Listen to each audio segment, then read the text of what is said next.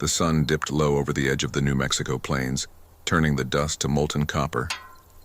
8-year-old Emma Porter carried the wooden bucket in both hands, her arms trembling even though it was empty. The path from her family's cabin to the well stretched half a mile across open land, a road she had walked twice a day for the past 3 months, ever since her mother had fallen sick. The cabin stood lonely on the edge of nothing, a single dot of wood and smoke against an ocean of desert. Emma's breath caught as she reached the well. The rope creaked, the bucket dropped, and the sound of water echoed like a whisper from deep below. She worked the crank with the tired precision of someone far older than her years. That's when she heard it, the slow tread of boots on dry soil. A man's shadow stretched long in the dying light. "Need a hand there, miss?" Emma froze. The stranger stood tall and rough around the edges, a dust-coated coat hanging from his shoulders, a week's worth of stubble shadowing his face. His eyes were kind, but there was a sadness behind them that the desert seemed to know well. "I can do it," Emma said, voice small but steady. The man nodded, not moving closer. "Didn't mean to spook you. Name's Jack Brennan. Just passing through." Emma studied him the way wild animals study storms, unsure if they bring rain or ruin. Jack waited, hands open at his sides, until she hauled the bucket up and set it on the stone rim. "You alone out here?" he asked finally. "My ma's inside. She's sick," Emma said. Jack's gaze flicked toward the cabin, then back to her. "That's so. Well, if you need a hand with chores or fixin' things, I can earn my supper." Emma hesitated, remembering her mother's warning.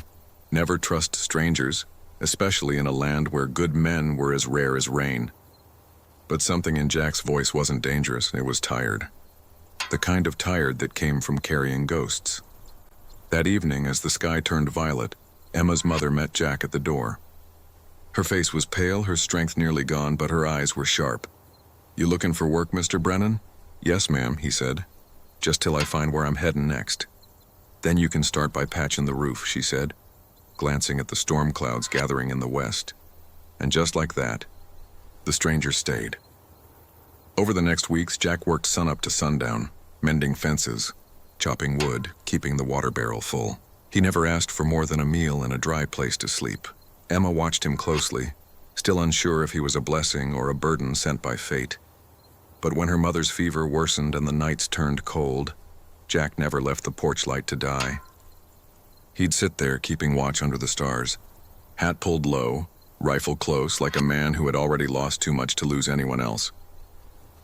3 weeks after Jack Brennan first appeared at the well, a lone rider came down the ridge at sunset. Emma saw him first sitting on the porch shelling beans. For one heartbeat, her chest filled with hope, then with dread. The man's horse was foam-slicked, his clothes gray with road dust, and even from a distance, she could tell that he carried trouble. Jack was out by the barn, hammering at the new chicken coop he'd insisted they needed. He looked up when the rider entered the yard, his hand drifting to the gun on his hip, a movement Emma had never seen before. The rider pulled to a stop, boots hitting dirt with a heavy thud. Emma's mother, thin but upright, came to the doorway. Her illness hadn't taken her strength completely. Her will alone seemed to hold her up. "Ma'am," the rider said, removing his hat, "I'm looking for Mrs. Catherine Porter." "I'm Catherine Porter," she answered, her voice steady, though Emma saw fear flicker behind her eyes. The man nodded solemnly. "I work for the Colorado Mining Company, ma'am. There's been an accident in the shafts 3 weeks back, a cave-in. A few men didn't make it out, others were hurt bad." He hesitated, and the world seemed to stop breathing. "Your husband, Thomas Porter. He was among the injured. Broken ribs, crushed leg, head injury. But he's alive. They got him out, took him to St. Mary's Hospital in Denver. He's been asking for you." Catherine swayed, and Jack caught her elbow before she fell. Emma stood frozen, her heart splitting between joy and fear. Denver was weeks away by wagon, went far beyond their reach. "Where is he now?" Catherine whispered. The rider reached into his coat, pulling out an envelope. "The company's covering his care, ma'am. This here's his back wages and a settlement for the accident. It ain't much, but it'll help." Catherine tore it open with trembling fingers. Inside lay more money than Emma had ever seen. Tears filled her mother's eyes. "I have to go to him," she said softly. "But I can't take Emma, not while I'm still weak, not with winter closing in." Her voice cracked, her fear laid bare. "She won't be alone," Jack said quietly. "If you'll trust me, ma'am, I'll stay here till you get back. Keep the cabin running. Make sure she's safe and fed. You have my word, on my daughter's memory. No harm will come to her." Catherine looked at him for a long moment. Trust was a hard thing to give in the desert, harder still when everything you loved hung in the balance. "You barely know us," she said. "Why would you do this?" Jack's eyes went distant. "Because once someone helped me when I didn't deserve it. Because I know what it feels like to have nothing left but hope. Because your daughter's been carrying a weight too heavy for a child. And maybe," he hesitated, his voice rough, "maybe because I couldn't save my own little girl. But I can sure try to help save someone else's family." Catherine's lips moved in a silent prayer. When she opened her eyes again, her decision was made. "All right," she whispered. "I'll trust you, Mr. Brennan. God help us both if I'm wrong." The next 2 days passed in a storm of preparation. Catherine arranged passage on a freight wagon heading north, packed a small bag, and left enough money for supplies. Her instructions to Jack were precise, the kind of instructions only a mother could give when her heart was being torn in two. When the morning came, Emma tried not to cry. Her mother's embrace was fierce. "We'll come back for you, Emma," she said. "Your father and I swear it." "I know, Mama," Emma whispered, her throat tight. She watched until the wagon became no more than dust on the horizon. When she turned back, Jack was waiting. "Come on," he said softly. "Let's check on those chickens. The brown one looks ready to lay." And so life changed, quiet, uncertain, but not empty. Jack slept in the barn, rose before dawn, worked through the cold. Emma cooked, cleaned, studied her mother's books.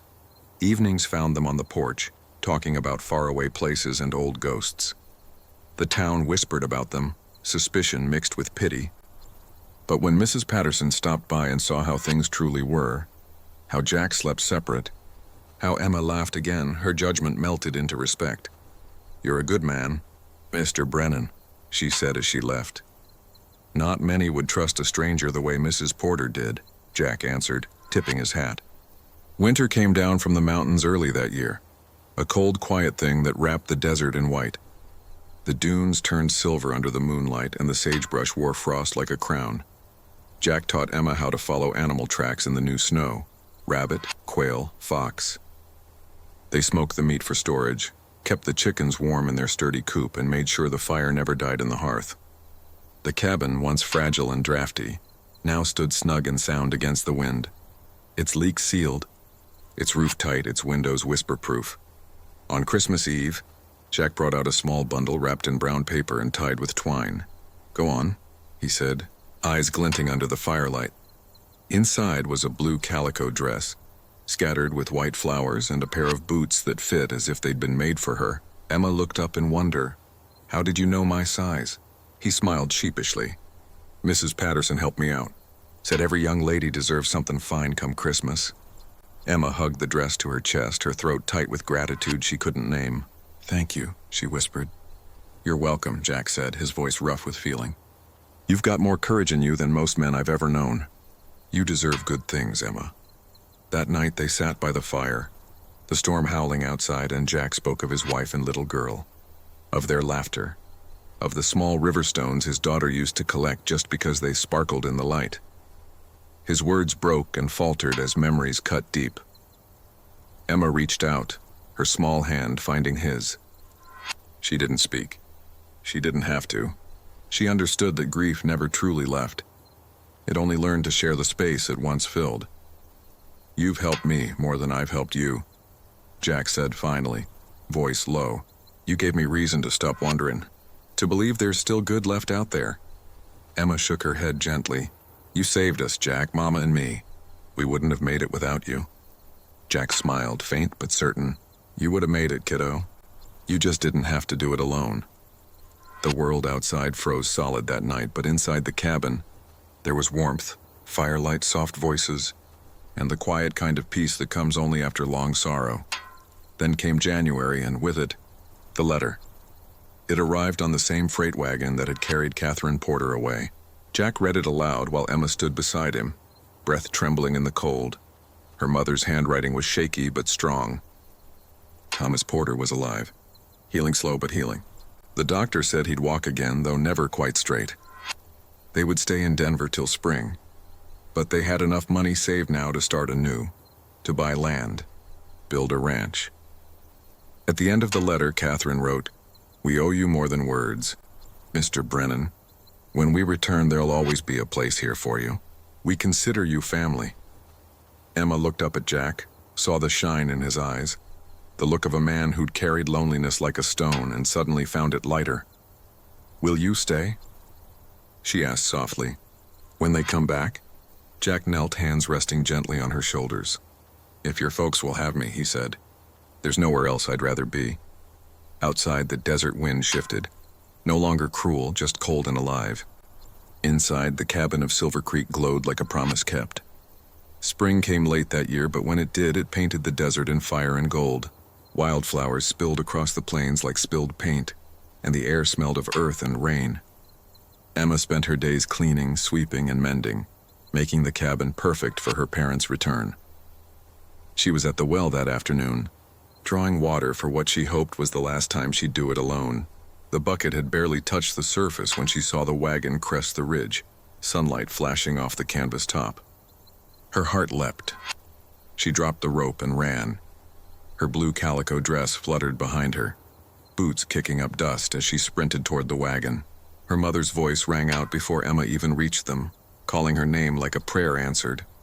Catherine Porter climbed down first, thinner but strong again.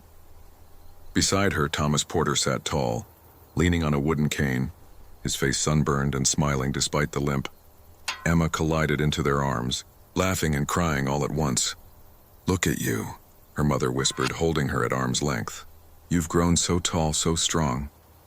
"I can carry the bucket all by myself now," Emma said proudly. "I know you can," her mother replied, tears bright in her eyes. Behind them, Jack Brennan stood back a few steps, hat in hand, letting the family's joy take center stage. But Thomas noticed him and limped forward, hand extended. "Mr. Brennan," he said, his voice rough with emotion, "I don't have the words to thank you. You saved my family." Jack shook his hand firmly. "They saved me too," he said softly. "More than they'll ever know." Thomas smiled. "We're buying the Henderson place. 40 acres of good water and grazing land. We'll need a partner, someone honest. 1/3 share equal say. You've earned that much and more." Jack looked at Emma, then at her parents, then at the land rolling out before them. A land that had tested, broken, and remade them all. "I accept," he said, voice steady. "It'd be an honor." That evening, the four of them stood on the porch together, watching the sun melt behind the mesas. The air glowed amber, and the sound of coyotes rose distant and low. Thomas rested his hand on Emma's shoulder. "We'll call it Silver Creek Ranch," he said, "in honor of this place and the well that brought us together." Emma looked toward the old stone well, its rim gleaming in the fading light. She thought of all those lonely walks, the days she'd carried more than a child should bear, and how one simple question had changed everything. "Are you alone?" The answer she knew now was no, not anymore. That night, the little cabin glowed with laughter and lamplight. 4 people shared supper around a small table, planning fences, fields, and futures. Later, lying on her pallet, Emma listened to the soft creak of floorboards, the whisper of wind, and the steady breathing of her parents, sounds of a life made whole again. Jack settled quietly in his corner, pipe smoke curling toward the rafters. Emma closed her eyes and smiled. She had learned the hardest lesson the West could teach, that asking for help wasn't weakness, and accepting kindness wasn't surrender, it was strength. And in a world that could be cruel and vast and empty, that strength was the difference between breaking and becoming unbreakable. Outside, the desert night stretched on forever, but inside Silver Creek Ranch, there was warmth and family and light enough to last a lifetime.